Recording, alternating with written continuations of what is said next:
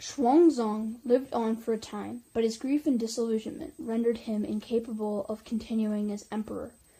None of the Tang monarchs who followed him could compare with the able leaders that the dynasty had consistently produced in the first century and a half of its rule. Equally critical to defeat the rebels, the Tang had sought alliances with nomadic peoples living on the northern borders of the empire. They had also delegated resources and political power to regional commanders who remained loyal to the dynasty. As had happened so often in the past, in the late 8th and 9th centuries, the nomads used political divisions within China to gain entry into and eventually assert control over large areas of the North China Plain. At the same time, many of the allied provincial governors became, in effect, independent rulers. They collected their own taxes, passing little or none to the imperial treasury. These regional lords raised their own armies and bequeathed, it's spelled Bequeathed, their titles to their sons without asking for permission from the Tang court. Worsening economic conditions led to a succession of revolts in the 9th century, some of which were popular uprisings led by peasants. The founding of the Song dynasty. By the end of the 9th century, little remained of the once glorious Tang Empire. By 907, when the last emperor of the Tang dynasty was forced to resign, China appeared to be entering another phase of nomadic dominance, political division, and social strife. In 960, however, a military commander emerged to reunite China under a single dynasty. Zhou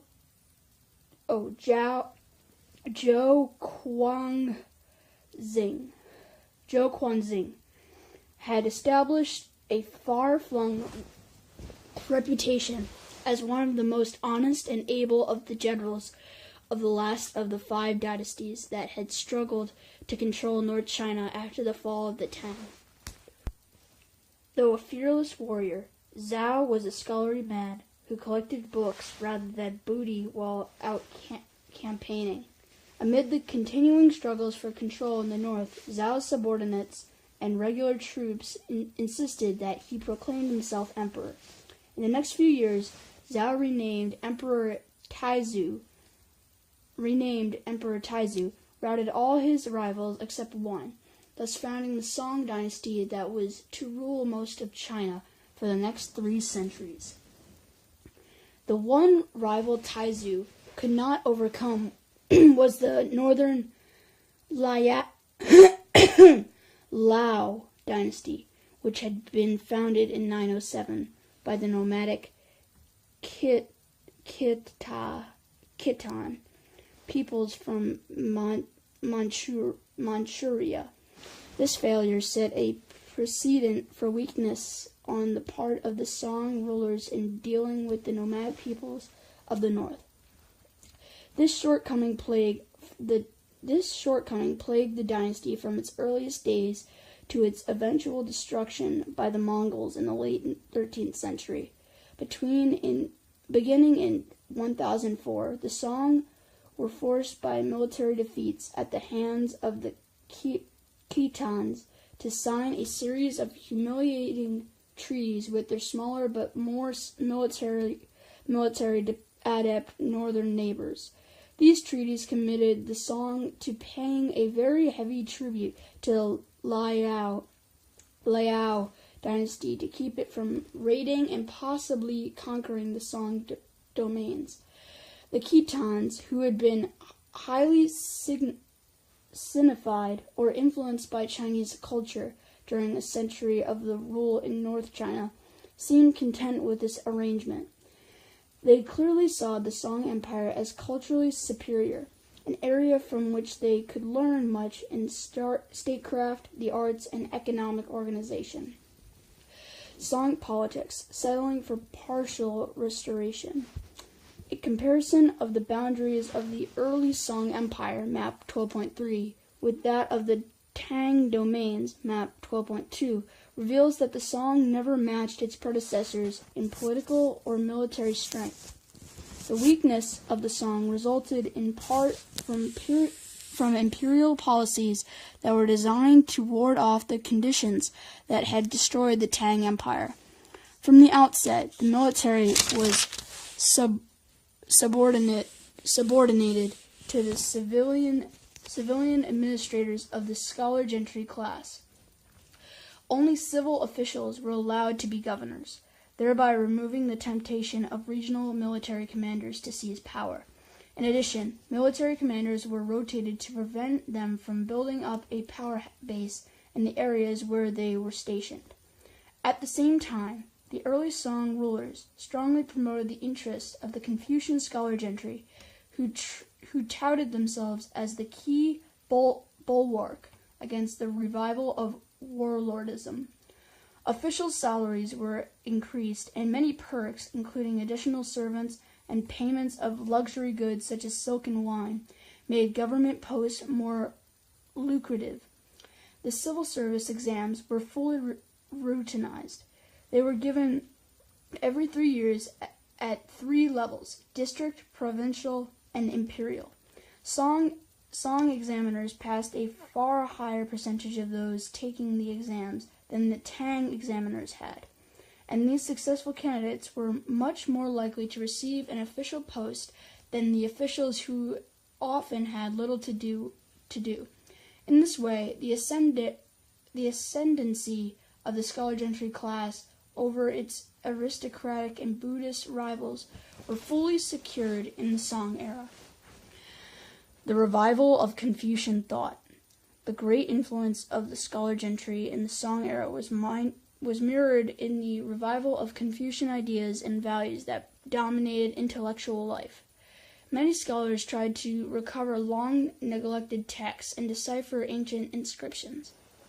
New academies devoted to the study of the classical texts were founded and impressive libraries were established.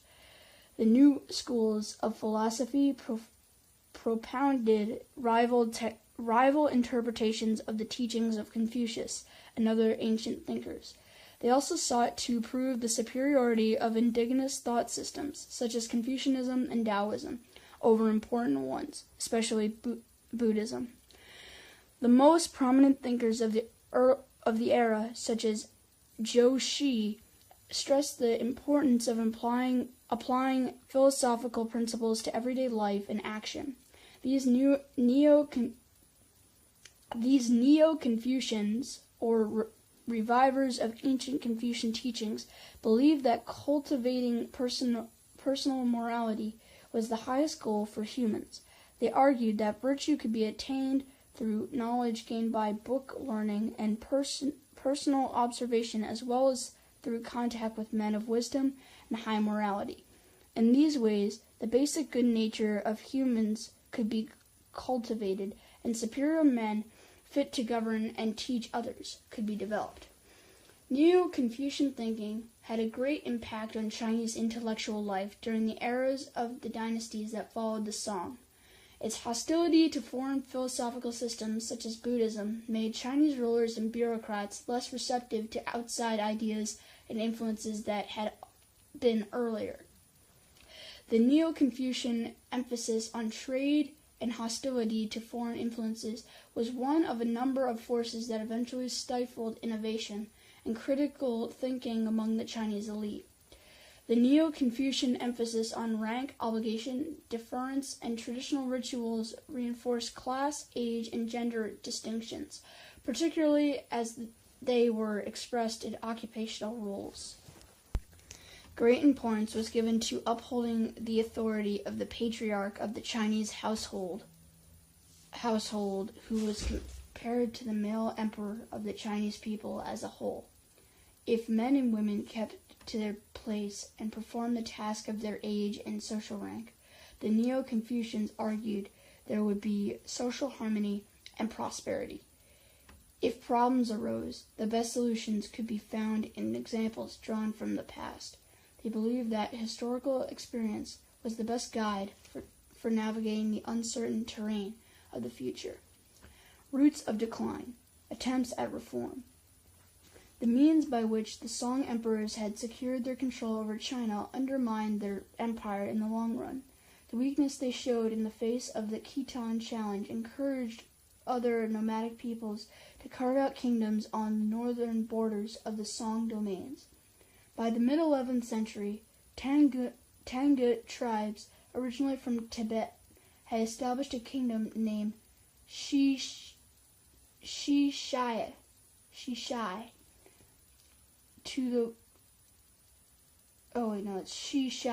to the southwest of the Khitan kingdom of Liao, map 12.3.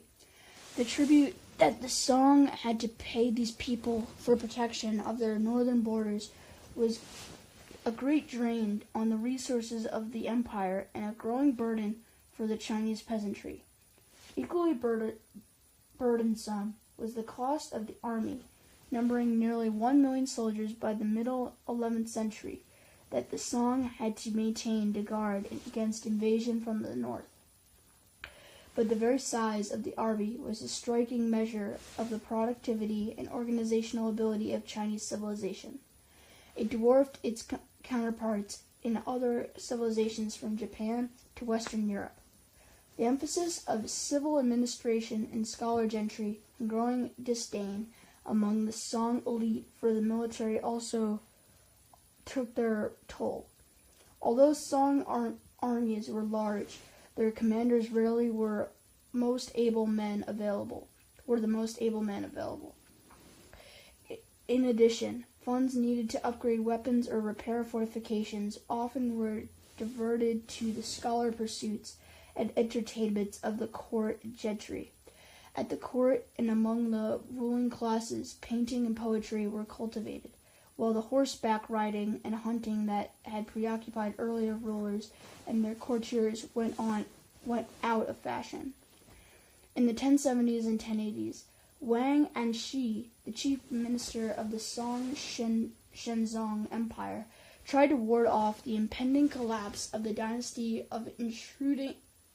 by introducing sweeping reforms. A celebrated Confucian scholar, Wang ran the government for the basis of the legalist assumption that an energetic and inventionist state could greatly increase the resources and strength of the dynasty. For 20 years, in the face of strong opposition from the conservative ministers who controlled most of the administration, Wang tried to correct the grave defects in the imperial order. For 20 years, in the face of strong opposition from the conservative ministers who controlled most of the administration, Wang tried to correct the grave defects in imperial order. He introduced cheap loans and government-assisted irrigation projects to encourage agricultural expansion. He taxed the landlord and scholarly classes, who had regularly exempted themselves from military armies that had formerly been conscripted from the untrained and unwilling peasantry. Wang even tried to reorganize universal education and reorientate the examination system. His reforms stressed analytical thinking rather than the rote memorization of the classics that had long been the key to success among the scholar gentry. Reaction and disaster. The flight to the south. Unfortunately, Wang's ability to propose and enact reforms depending on continuing support from the Shenzhou emperor. In 1085, that emperor died, and his successor favored the conservative cliques that had long opposed Wang's changes. The Neo-Confucians came to power and ended reform, and reserved many of Wang's initiatives. As a result, economic conditions continued to deteriorate, and peasant unrest grew throughout the empire. Facing banditry and rebellion from within, an unprepared military proved not for the increasing threat from beyond the northern borders of the empire. In 1115, a new nomadic contender, the Yurchens, overthrew the Liao dynasty of the Khitans and established the Jin kingdom north of the Song Empire, map 12.3. After successful invasions of Song territory, the Jurchens annexed most of the Yellow River Basin to their Jin kingdom. These conquests forced the Song to flee to the south, with the Yangtze River Basin as their anchor and their capital transferred to Hangzhou. The Song dynasty survived for another century and a half.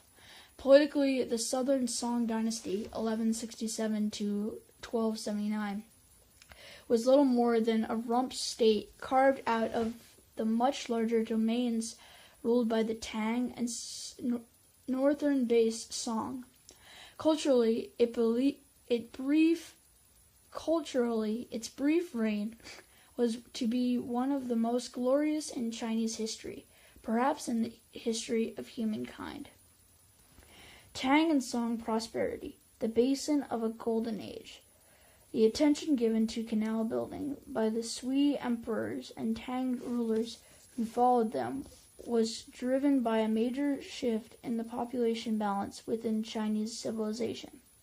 The Grand Canal, which Yang Di risked his throne to have built, was designed to link the original centers of Chinese civilization to the North China Plain with the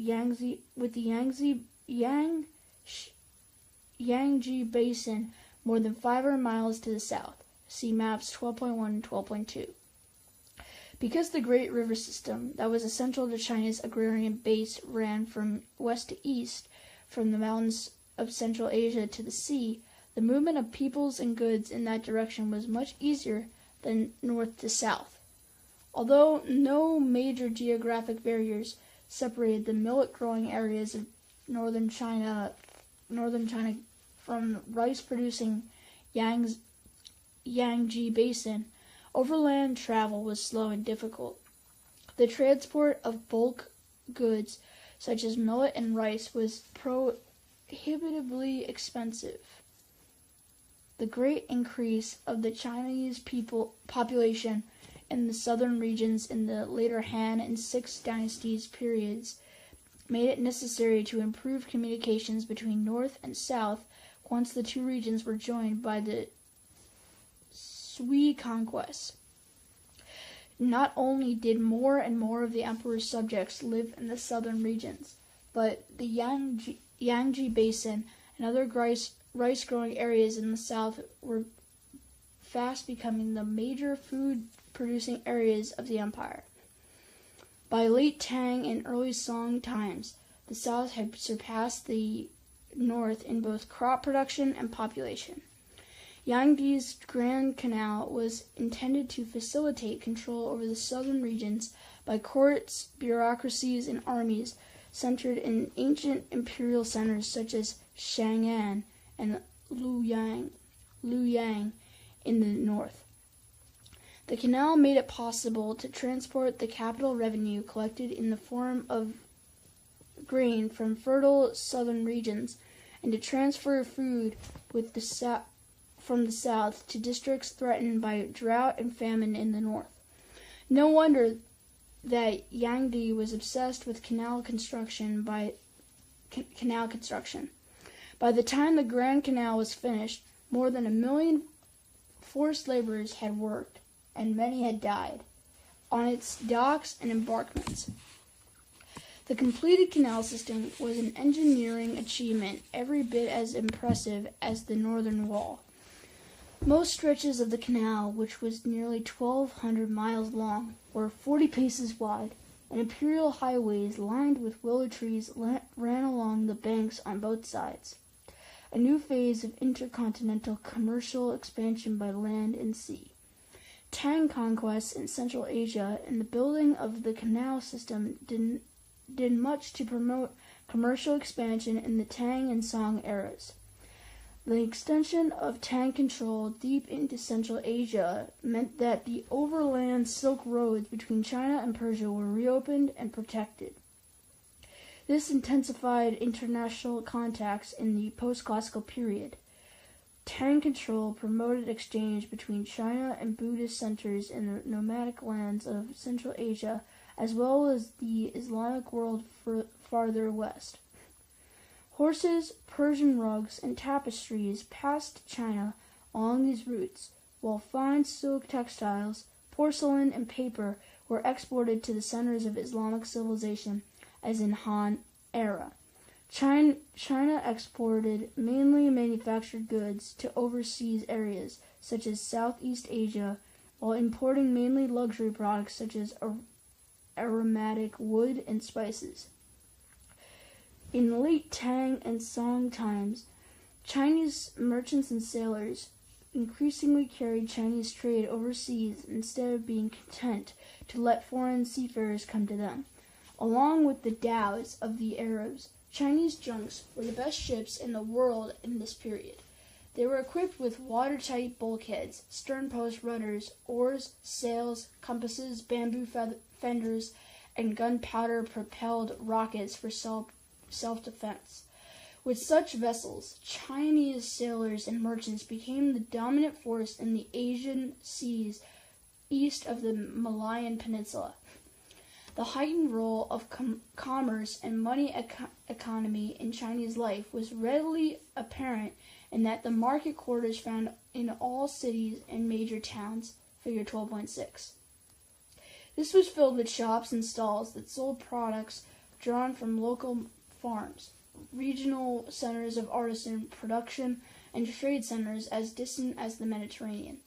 The Tang and Song governments supervised the hours and marketing methods of these centers, and merchants specializing in products of the same kind banded together in guilds to promote their interests with local officials and to regulate competition.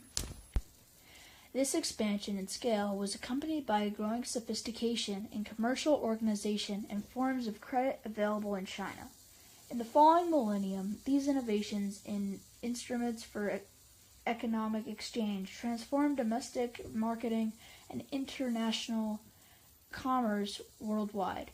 The proportion of exchange involved in the money economy expanded greatly, and deposit shops, an early form of the bank, were found in many parts of the empire.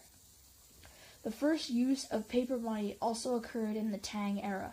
Merchants deposited their profits in their hometowns before settling out on trading caravans to distant cities. They were given credit vouchers, or what the Chinese called flying money, which they could then present for reimbursement at the appropriate office in the city of destination.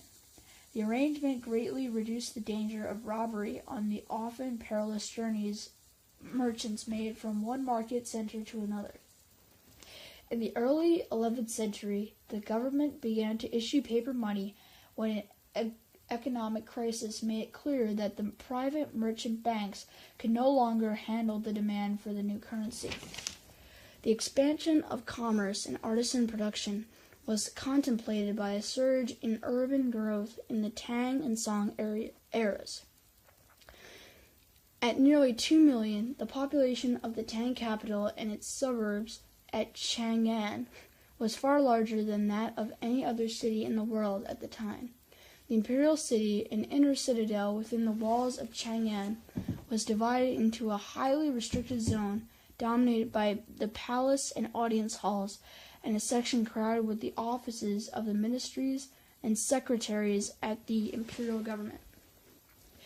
Near the imperial city, but outside Chang'an's walls, elaborate gardens and a hunting park were laid out for the amusement of the emperors and favored courtiers.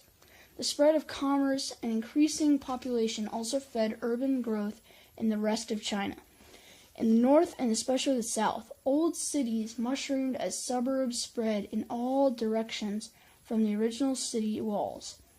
Towns grew rapidly in cities, and the proportion of the empire's population living in urban centers grew steadily. The number of people living in large cities in China, which may have been as high as 10%, was also far greater than that found in any other civilization until after the Industrial Revolution. Expanding agrarian production and life in the country. The movement of the population southward to the fertile valleys of the Yangtze and other river systems was part of the larger process of agrarian expansion in the Tang and Song period. The expansion of Chinese settlement and agricultural production was promoted by the rulers of both dynasties.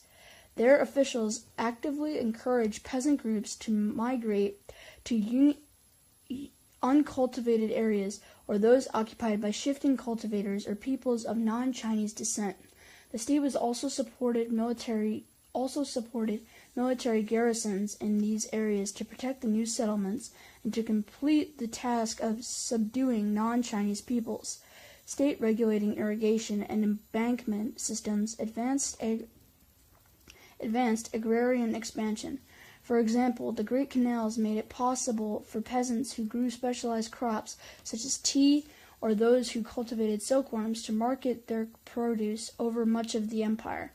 The introduction of new seeds, such as the famed champa rice from Vietnam, better use of human, animal, and silt manures, more throughout soil preparation and weeding, and multiple cropping and improved water control techniques increased the yields of peasant holdings.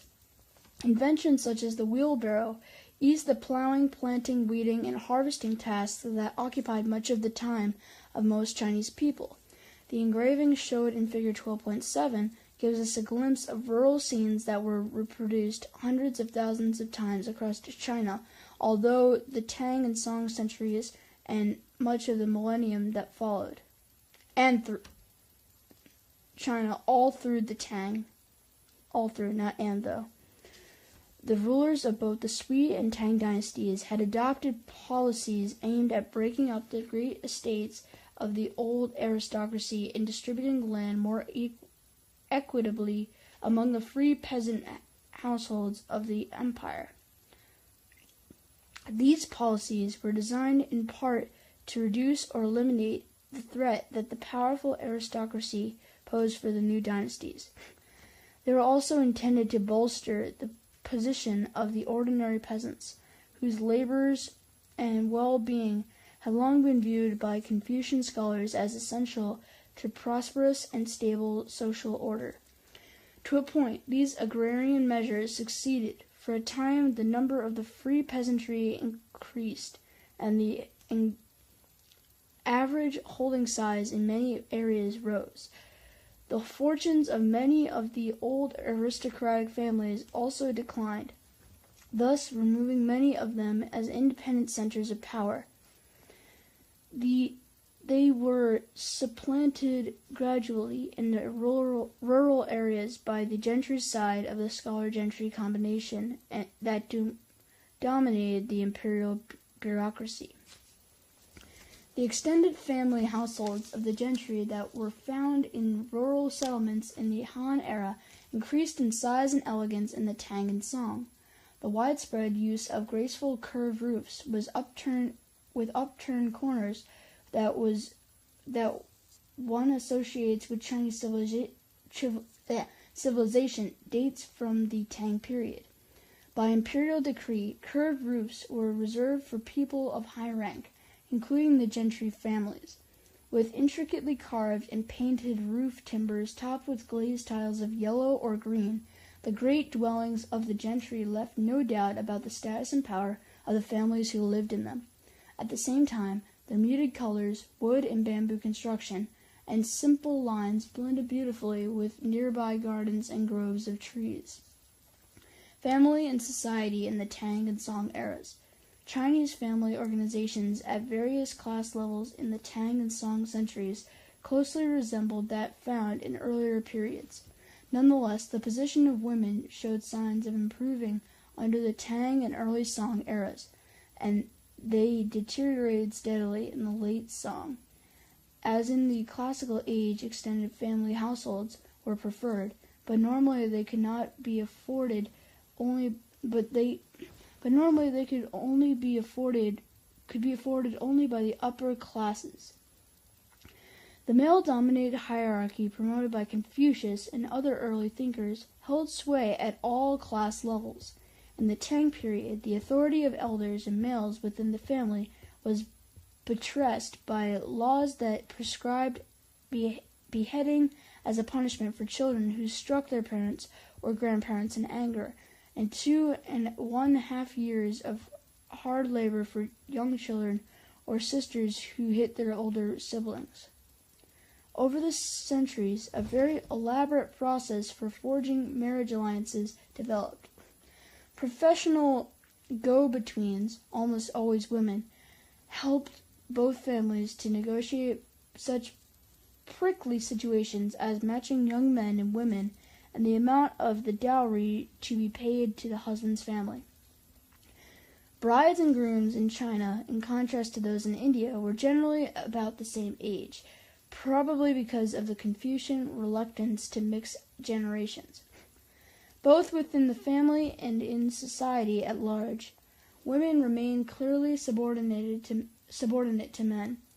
But some evidence suggests that, at least for women in the upper classes in urban areas, the opportunities for personal expression increased in Tang and early Song. As the example of the Empress Wu and Wei and the concubine Yang Guifi make clear, Tang women could wield considerable power at the highest levels of Chinese society. That they also enjoyed access to a broad range of activities, if not career possibilities, is indicated by a surviving pottery figure from the early Tang period of a young woman playing polo. Tang and Song law allowed divorce to be mutual consent of both husband and wife. There were also laws prohibiting a husband from setting aside his wife as if parents were dead or if he had been poor when they were married and later became rich. These suggest that Chinese wives had more defense against capricious. I'm sure I know this word, I just can't pronounce it right now. It's spelled capricious behavior by their husbands. That was the case in India at this time. A remarkable degree of independence was also indicated by the practice, report in late Song times, of healthy women in large cities such as Hangzhou taking lovers, or what were politely called complementary husbands, with the knowledge of their husbands. The Neo-Confucian assertion of male dominance. Evidence of independence and legal rights enjoyed by a small minority of women in the Tang and Song eras is all but overwhelmed by the worsening condition of Chinese women in general. The assertion of male dominance was especially pronounced in the thinking of the Neo-Confucian philosophers, who, as we have seen, became a major force in the later Song period. The Neo-Confucians stressed the woman's role as a homemaker and mother, particularly as the bearer of sons to continue the patrilineal family line.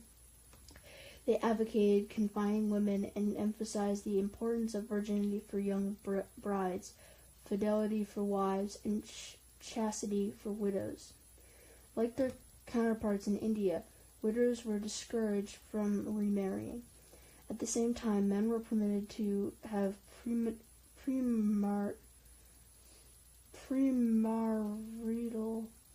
premarital sex without scandal, to take concubines if they could afford them, and to remarry if one or more of their wives died.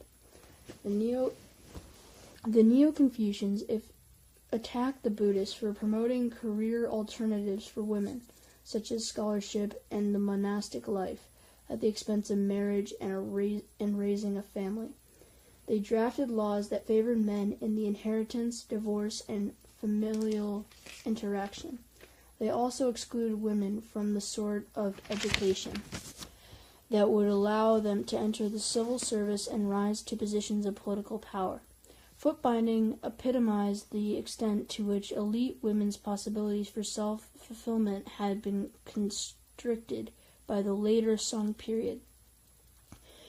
Invention, artistic creativity, and China's global impact, perhaps even more than a political and economic transformations, the Tang and Song eras were also remembered as a time of remarkable Chinese accomplishments in science, technology, literature, and the fine arts.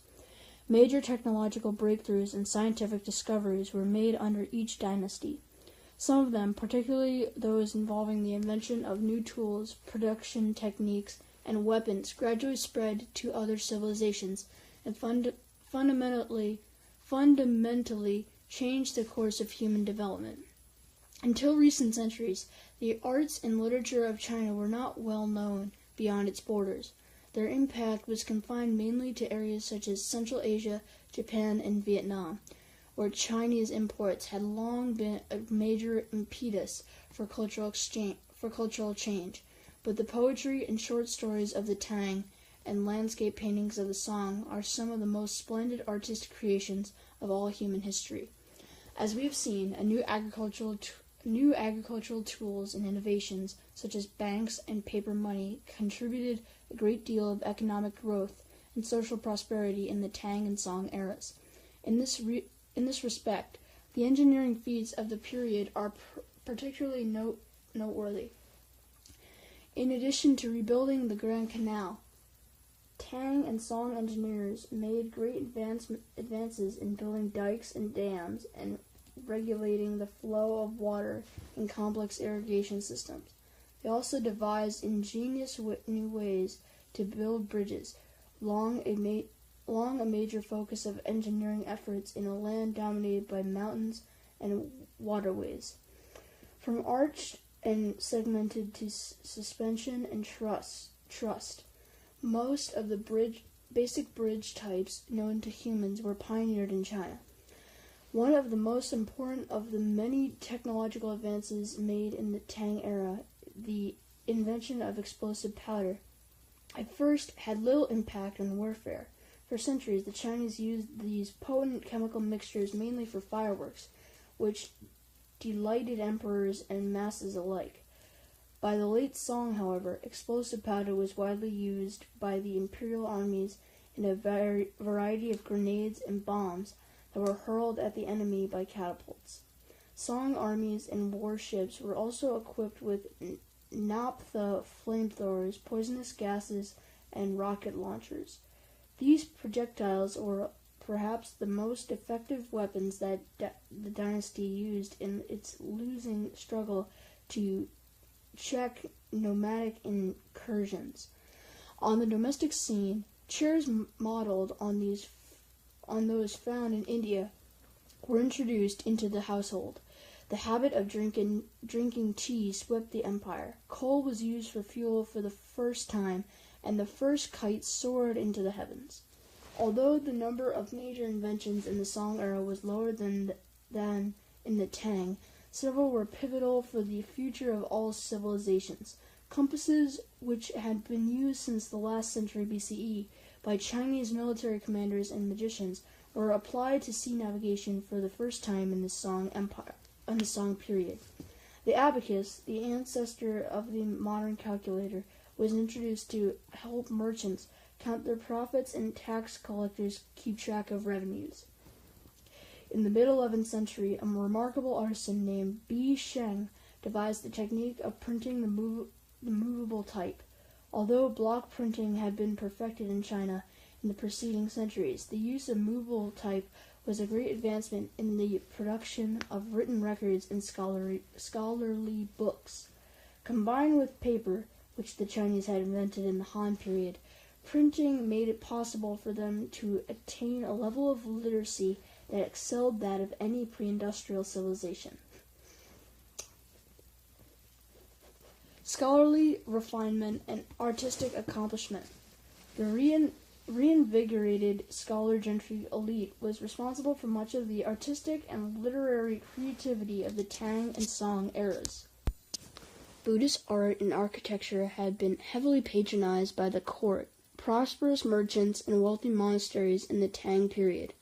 But scholar administrators and Confucian teachers wrote much of the literature for which the Tang is best remembered, and they painted the landscapes that were the most sublime cultural productions of the Song. Confucian thinkers valued skillful writing and painting. Educated people were expected to practice these arts. The Chinese educational establishment was geared to turning out generalists rather than specialists who are so revered in our own society. A well-educated man dabbled with varying degrees of success in many fields. After a hard day at the Ministry of Public Works, a true accomplished official was expected to spend the evening composing songs on his lute, admiring a new painting of creating his own, or sipping rice wine while composing a poem to the harvest moon. Thus talented and often well-trained amateurs wrote most of the poems, composed much of the music, and painted the landscapes for which the Tang and Song eras are renowned. Figure 12.8.